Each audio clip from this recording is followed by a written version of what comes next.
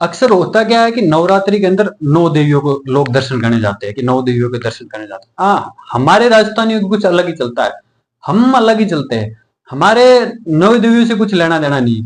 हमारे चलते हैं काला गोरा भैरू जी, रामदेव जी, हनुमान जी, जो अलग ही रंग मचाते होते हैं। No, कि no, no, काला गोरा भैरू जी नाचते हम no, ज्यादातर देखने ही नहीं जाते no. हैं। लोग पहले से होते हैं कि भाई यार लेट हो रहा है, नहीं नहीं नहीं, अभी तो वो डांस के वो नवरात्रि के जो गरबे हो रहे हैं उसके बाद आएंगे कालिया भैरू जी, वो देखने ही जाते हैं हमारे ज्यादातर।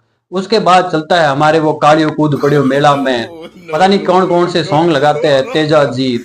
हमारे ज्यादातर मजे उसमें आते हैं। हम नवरात्रि के सिर्फ एक दो घंटे ही डांस कर पा सकते हैं उसके अंदर, जो वो गरबे, तो उसके बाद तो हमारे वाले ही चलते हैं अजब से ही।